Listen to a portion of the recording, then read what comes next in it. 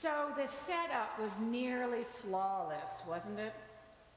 I do love the stories where the Pharisees, priests, and scribes try to trip up Jesus, try to back him into some legal corner, only to find that he deftly sidesteps them and says, "Gotcha." And these are smart folks, the Pharisees and the like. They are the best legal minds around. It's not easy to dance out of their verbal traps. But just as soon as you think Jesus is finally caught, he surprises us all with his Houdini-like moves. And the story this morning is like the season finale for this sort of trick. It's Jesus at his most clever, his most wily. And for someone like me who loves good courtroom dramas and snappy, clever dialogue, it just doesn't get better than this. This time it is the Herodians and the disciples of the Pharisees who conspire to entrap Jesus. At first, they sound kind of like big money lobbyists seeking to influence a congressional committee chair, offering slavish praise of their target's character.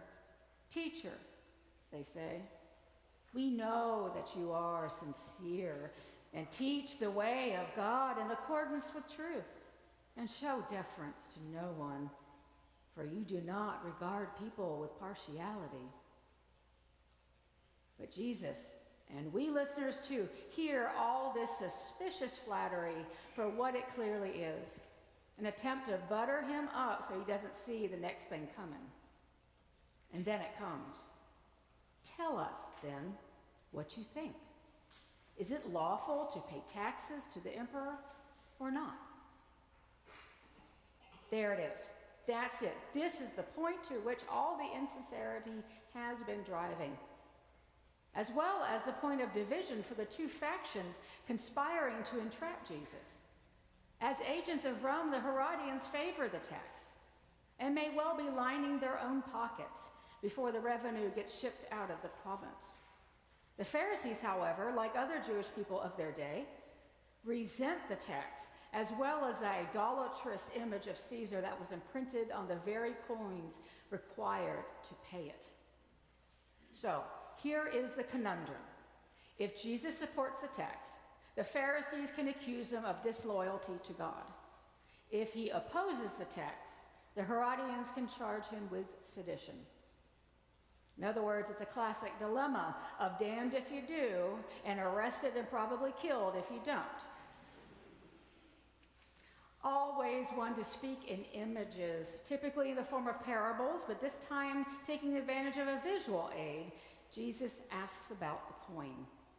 Then he refuses their framing and offers a different picture, suggesting that God's values are not the same as the world's values.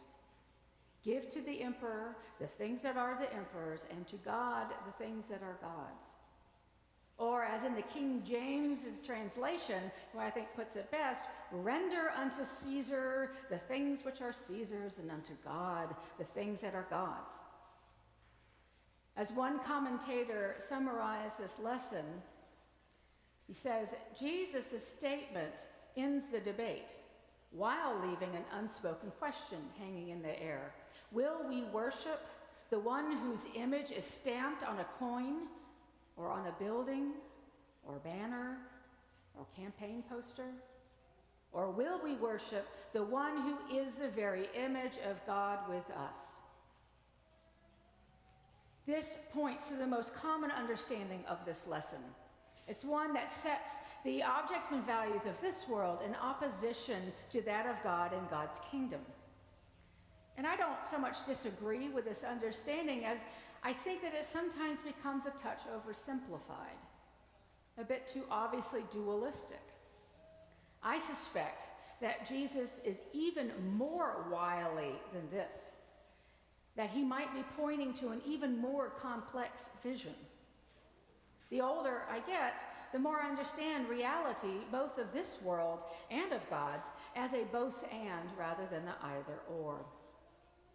So, what if the point of this lesson is not to set the values of this world in opposition to that of God?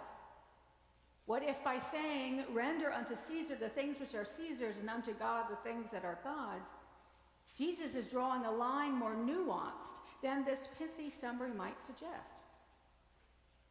I believe that setting up a clear dichotomy between material things and divine things is misleading.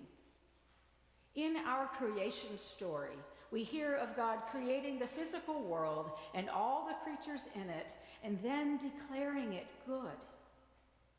So that sets the stage for understanding the things of this world as also being good. Then we hear of God creating humankind in his own image and declaring that good.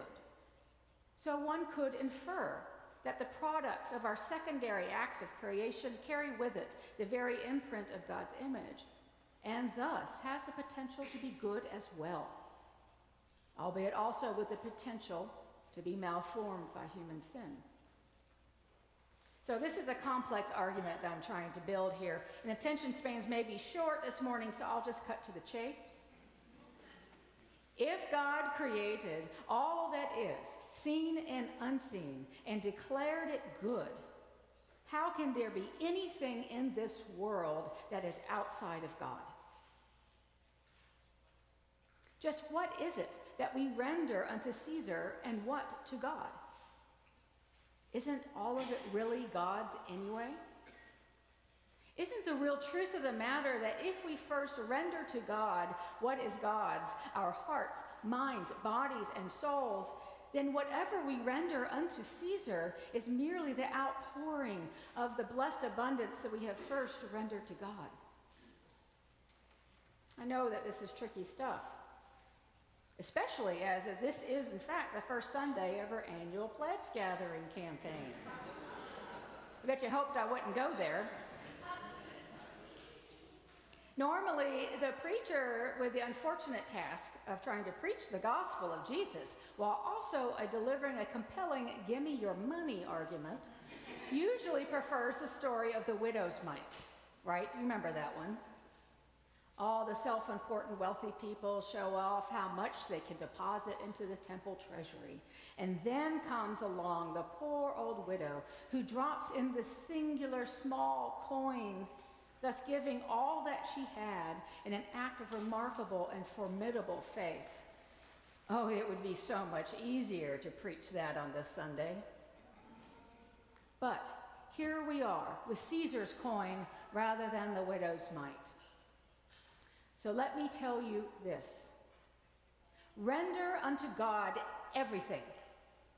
Your hearts, minds, souls, and bodies, your time, talents, and treasure, your very life. And when you do, you will find yourself living a life of such blessed generosity of spirit and fearlessness that you will then render unto the church and unto your neighbor all that is needed. And at this point, I think this brings us directly to our stewardship theme this year, rooted in abundance.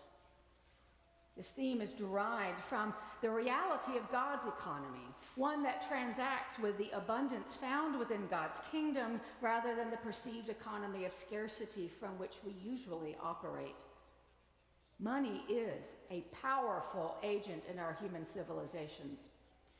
And living and giving, aware of God's abundance, can transform our hearts and lives. And if we render all of ourselves to God, we find that we are indeed living in God's economy of blessed abundance. In the coming days and weeks, may we daily give ourselves to God, ourselves, our souls and bodies, so that in our acts of giving to God and to each other and to our neighbor, we become a holy, reasonable, and living sacrifice unto God. A living sacrifice, not so much a giving up as a giving over, a rendering, if you will. And may our lives become a continual sacrifice to God, so that we may live the life of hope and blessedness that Christ promises. A life that is truly rooted in God's abundance. Amen.